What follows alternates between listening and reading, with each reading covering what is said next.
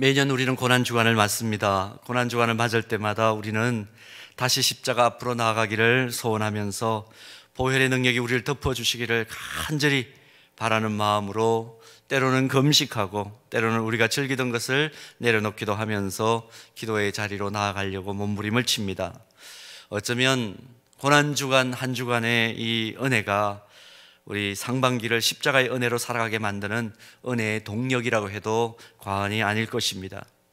특별히 지금 우리가 맞이하고 있는 2020년 고난주간은 정말 말로만의 고난이 아니고 진짜 고난을 우리가 몸소 경험하는 그런 고난주간입니다.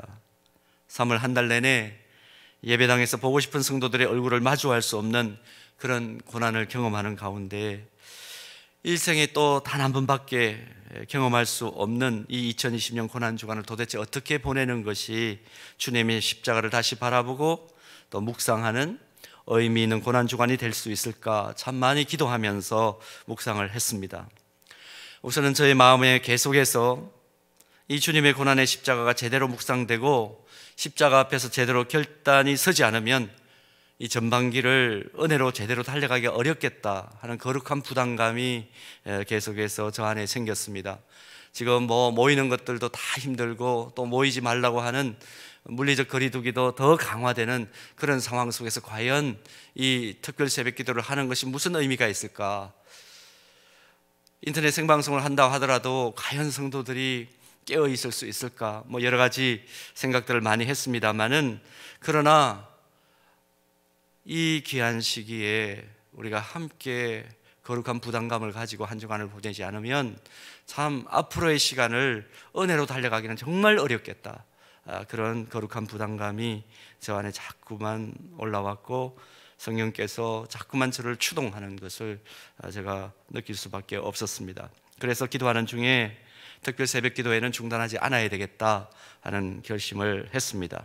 그래서 몇 분이 모이고 또 몇 분이 온라인으로 참여하든지 고난주간 특세를 진행하기로 결단을 한 것입니다. 그리고 그 다음 저에게 다가온 숙제는 무엇이었느냐 하면 그렇다면 어떤 주제와 어떤 본문 말씀으로 고통 속에 있는 성도들과 이 2020년 고난주간을 보낼 것인가 하는 것이었습니다.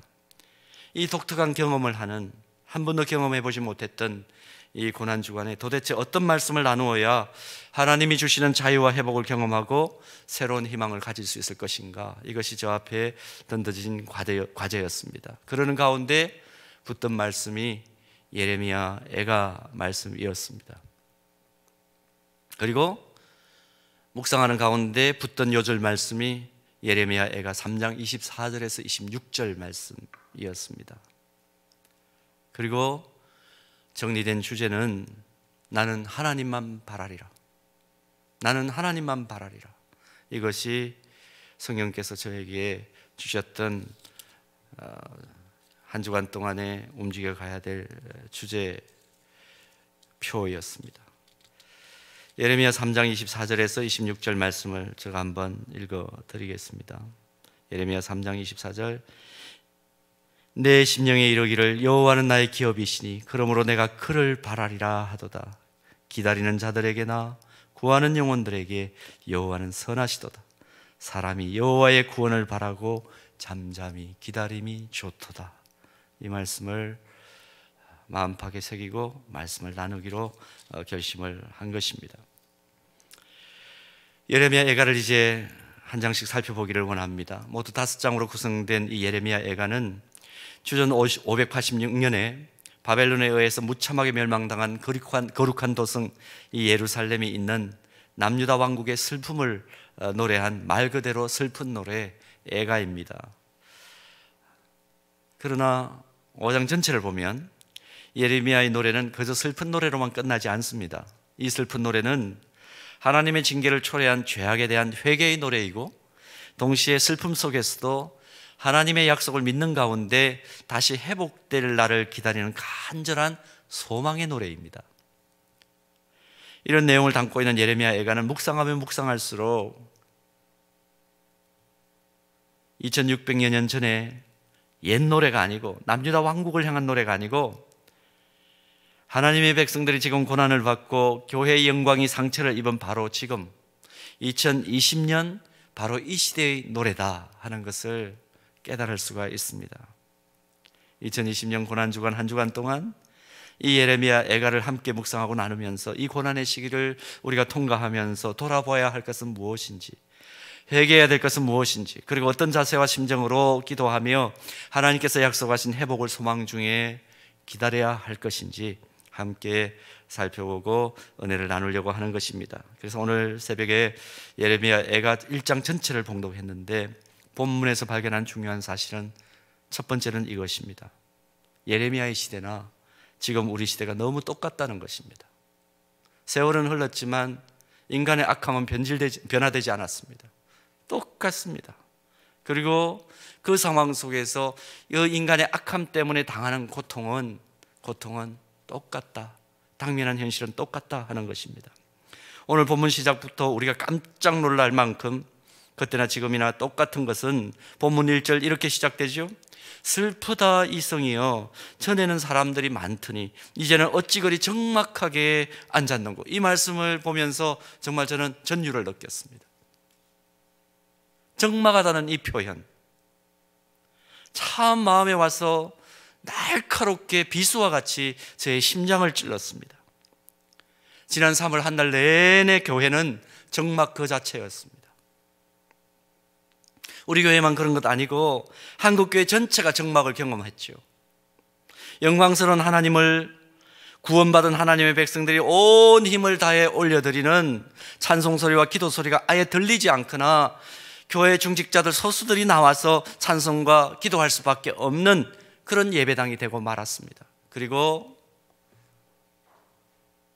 찬양대는 텅 비어있는 적막을 경험했습니다. 주일날 미래 세대들이 북적이던 교육공간 텅 비어있고 적막을 경험할 수밖에 없었습니다. 한 번씩 내려가 봅니다. 하나님, 이곳에서 말씀을 배우고 말씀으로 양육되어야 될 이들이 없습니다. 어찌하면 좋겠습니까? 고백하지 않을 수가 없었습니다. 주일 오후에 젊은이들의 웃음소리로 가득 찼던 그 공간들 정적만 흘렀습니다.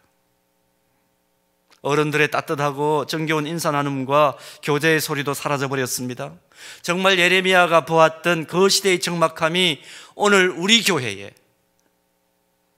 한국 교회에 재현되고 있는 것을 경험했습니다. 또 본문 6절을 보니까 이렇게 당시의 형편을 기록하고 있습니다. 딸 시온의 모든 영광이 떠나가며 그의 지도자들은 꼴을 찾지 못한 사슴들처럼 뒤쫓는 자 앞에서 힘없이 달아났도다. 시온은 다윗 왕의 수도로 삼고 솔로몬이 성전을 지은 이스라엘 민족의 심장입니다. 그런데 이곳의 모든 영광이 사라져버렸다는 것입니다. 지금 한국 교회를 보면 꼭 그런 모습입니다. 과거에는 이 민족의 등불이었고 소망이라는 이야기를 해도 누구나가 인정해주고 믿어주었습니다. 이 나라 백성들이 한국교회에 희망을 걸었던 시절이 분명히 있었습니다. 그러나 지금 한국교회는 덩치는 커졌는지 모르지만 이단 사이비와 똑같은 취급을 받고 있습니다. 교회가 세상을 염려하는 것이 아니라 세상이 교회를 염려하는 그런 상황이 되고 말았습니다. 요즘은 교회를 다닌다고, 어제 충격적인 얘기를 들었습니다. 주일날 교회 갔다고 월요일부터 출근하지 말라고, 마치 연병을 옮기는 사람처럼 그렇게 취급당하고 있는 그런 상황들, 교회가 오염의 온상처럼 취급받고 있는 상황입니다. 완전히 과거의 영광이 쪼그라들 대로 쪼그라든 그런 상황 맞이하고 있습니다. 그리고 본문 8절 보십시오. 예루살렘이 크게 범죄함으로 조속거리가 되었으니 전에 그에게 영광을 돌리던 모든 사람이 그의 벗었음을 보고 업신여기며 그는 단식하며 물러가는도다. 크게 범죄함으로 조속거리가 되었으니. 인정하고 싶지 않지만 지금 세상은 그리스도인이라고 교회라고 해서 차원이 다르고 품격이 다르다는 인정을 해주지 않습니다. 오히려 신천지 이단 사이비와 똑같은 집단처럼 여깁니다. 도덕성이나 공공선을 추구하는 데 있어서 세상 사람들보다 더 못하다, 그런 평가를 받습니다. 금년 초에 한국교회를 얼마나 신뢰하는가 계속해서 한 기관이 매년 2년마다 한 번씩 조사하는 그 물음에 대해서 어떤 평가가 나왔는지 우리는 압니다. 일반 국민들 64%가 별로 신뢰하지 않는다거나 신뢰하지 않는다는 응답을 하고 있는 그런 형편에 처해 있습니다. 우리가 좀 더 양심적이고 좀 더 도덕성이 있고 도덕적 주도권을 행사할 수 있을 만큼 또 세상 사람들이 흠모할 만한 매력 있는 공동체로 서 있지 못했기 때문에 받았던 결과입니다.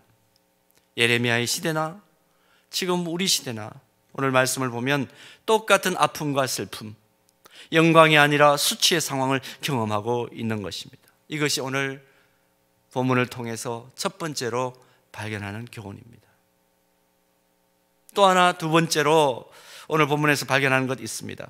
이제 이것이 중요한데요, 하나님께서 이런 막막한 상황을 주시는 이유가 있다는 것을 발견합니다. 무슨 이유일까? 힘든 고통을 주어서라도 하나님의 자녀들이 지금 행하고 있는 악한 것과 잘못된 습관과 행동을 고치시려는 하나님의 분명한 목적이 있다는 것을 오늘 본문을 통해서 발견합니다. 하나님은 하나님의 자녀들을 그대로 놓고 보시지 않는다는 것입니다. 지금 우리들이 겪는 고통과 고난들, 오늘 말씀을 비추어 보면 결코 우연하게 경험된 것은 분명히 아닌 것이 분명합니다. 본문 12절 마지막 부분을 보면 예레미야는 당시 하나님의 자녀들이 겪는 고통이 분명한 이유가 있다 이렇게 설명합니다. 지나가던 모든 사람들이 너희에게는 관계가 없는가? 나의 고통과 같은 고통이 있는가 볼지어다. 그 다음이 중요합니다. 여호와께서 그의 진노하신 날에 나를 괴롭게 하신 것이로다. 무슨 말입니까? 예레미야는 고통 속에서 왜 택한 백성들에게 고통이 주어졌는가 그 이유를 분명하게 지금 지적을 합니다. 여호와께서 주셨다라는 것입니다. 하나님께서 주셨다. 만물을 운행하시는 하나님께서 주셨다. 예수 믿지 않는 사람들이나 지금 예수 믿는 하나님의 자녀들이나 고통을 당하는 것은 똑같습니다. 그런데 다른 것이 뭐냐? 세상 사람들은 고통당하는 이유를 잘 모릅니다. 그냥 이 또한 지나가리라 그렇게 생각하고 지나가겠죠. 그러나 하나님의 자녀들은 고통이 있을 때 뭘 생각해야 되느냐? 이 고통 속에 분명한 하나님의 뜻이 있다. 우리에게 깨닫게 하시려고 하시는 그런 뜻이 있다. 그러면서 고통을 바라보는 시각이 열려야 하는 것입니다. 지금 우리가 당하는 고통에 대해서 예레미야와 같은 시각을 가지는 것이 필요합니다. 이 기가 막힌 힘겨움과 고통에는 하나님의 계획과 뜻이 내재되어 있다는 것을 발견하라는 것입니다. 본문 18절 말씀 보면 우리가 예레미야와 같은 시각으로 고통을 바라볼 때 지금 왜 고통이 우리에게 나타났는가 분명히 확인할 수 있는데 보십시오. 여호와는 의로우시도다. 그러나 내가 그의 명령을 어떻게 했다고요? 거역하였도다. 너희 모든 백성들아 내 말을 듣고 내 고통을 볼지어다. 나의 처녀들과 나의 청년들이 사로잡혀 갔도다. 이런 일이 왜 벌어졌느냐? 하나님의 명령을 거역했다는 것입니다. 지금 우리가 당면하고 있는 고통이 너무너무 힘들고 안타깝고 억울한 느낌이 들기도 합니다. 그러나 냉정하게 따져보고 깊이 묵상해보면 우리는 그동안 우리의 탐욕을 채우기 위해서 너무 절제하지 못했고 우리의 편안함을 추구하기 위해서 자연환경과 다른 동물들에 대해서 너무 소비적이고 공격적으로 살아왔던 것 인정해야 된다는 것입니다. 하나님의 뜻을 거스리고 창조질서의 순리를 왜곡시킨 너희들 깨달으라는 것이죠. 우리가 지금 어려움을 겪고 있는 바이러스의 이름이 라틴어로 왕관이라는 뜻을 가지고 있는 코로나입니다. 현미경으로 보면 바이러스 표면에 왕관 모양의 돌기가 뻗쳐져 있기 때문에 이런 이름이 붙여졌습니다만은 정말 그 위세가 말 그대로 왕관을 쓴 바이러스처럼 왕관을 쓴 왕좌에 앉은 바이러스처럼 그렇게 느껴집니다. 의학자들과 보건학자들이 염려하는 것은 인류가 방종하고 무절제하게 자연을 훼손하면서 살아왔던 그동안의 잘못된 행동을 돌이키지 않는다면 더 심각한 변종이 이 코로나 바이러스에서 발생할 것이다. 그렇게 경고하고 있습니다. 그리고 앞으로 세계는 거대한 실험실이 될 것이라고 그렇게 경고하고 났습니다. 지금 당면한 고난과 고통이 심히 아프고 힘들고 안타깝습니다. 그러나 오늘 성령께서 우리의 영적인 시각을 열어주시기를 원합니다. 영적인 시각을 열어서 보면 지금 당면하고 있는 이 고통에 주권자가 있습니다. 그 배후에는 주권자가 있으십니다. 바로 하나님이십니다. 그러므로 결코 억울한 것만으로 이 고통이 파국으로 끝나지 않을 것이라는 것을 우리는 내다보는 것입니다. 우리의 낱낱의 행동이 의로우신 하나님의 눈앞에 있고 우리 모두가 의로운 하나님의 심판대 앞에서 그 잘못이 드러난 결과로 지금은 아픔을 당합니다.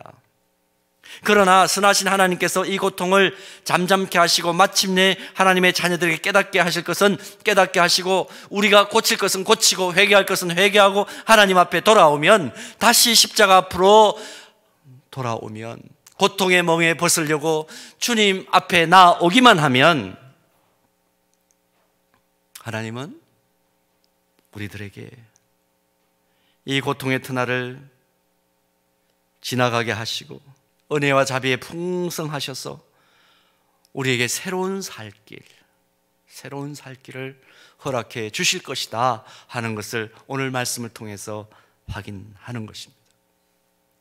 의로우신 하나님, 꺼져가는 심지도 꺼버리지 않으시는 사랑의 하나님, 너희를 향한 나의 생각을 내가 아나니 평안이요 재앙이 아니니라, 너희에게 미래와 희망을 주는 것이라고 약속하신 소망의 하나님, 우리가 하나님 앞에서 하나님의 엄미하신 명령을 하나님 기억했습니다.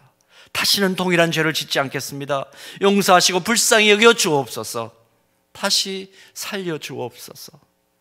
부르짖으며 자복하고 겸손하게 의로우신 하나님 앞에 불쌍히 여겨 주심을 바라고 회개하고 엎드리면 새로운 치유의 길, 회복의 길, 소망의 길이 열릴 수 있다는 것을 오늘 본문 속에서 발견합니다. 예레미야는 본문 16절에서 내가 우니 내 눈에 눈물이 물같이 흘러내린다, 자신이 회개하는 모습을 기록하고 있습니다. 본문의 저는 문맥을 보면 단순히 아파서 우는 것이 아니고 슬퍼서 눈물 흘린 것이 아닙니다. 진지한 자기 반성과 진심을 담은 회개의 눈물입니다. 사랑하는 성도 여러분, 오늘 고난주간 특세 첫날 예레미야 애가 1장을 함께 살펴보았습니다. 많은 시간을 드릴 수가 없기 때문에 제가 좀 압축해서 짧게 여러분들과 나눴습니다. 지금 우리는 예레미야가 살았던 그 시대와 흡사한 아픔과 고통의 상황을 겪고 있습니다. 오늘 예레미야를 통해서 이 아픔과 고통의 상황을 어떻게 극복할 수 있을 것인가에 대한 단초를 함께 발견할 수 있게 되었으면 좋겠습니다. 아프고 슬프기 때문에 흘리는 인간적인 눈물을 뛰어넘어서 하나님을 향한 진심을 담은 회개와 돌아감이 필요하다. 다시 십자가 앞에 엎드리는 것이 필요하다. 우리가 당면하는 고통이 우연이 아니라 하나님께서 그 명령을 거역한 사람들을 향한 징계라는 사실은 현실은 아프죠. 힘듭니다. 그러나 다른 한편으로는 분명한 희망의 근거가 된다는 사실입니다. 우연으로 발생한 아픈 현실은 어떻게 통제해야 될지 막연하지만 우리에게 벌어진 지금의 일이 하나님의 징계가 분명하다면, 하나님의 계획 속에 들어가 있는 프로그램이라면 전심으로 하나님께 회개하고 돌았으면 얼마든지 하나님께서, 자비와 긍휼에 풍성하신 그 하나님께서 우리에게 재앙이 아니라 미래의 소망을 주시려고 하는 그 하나님께서 얼마든지 회복시켜 주실 수 있다.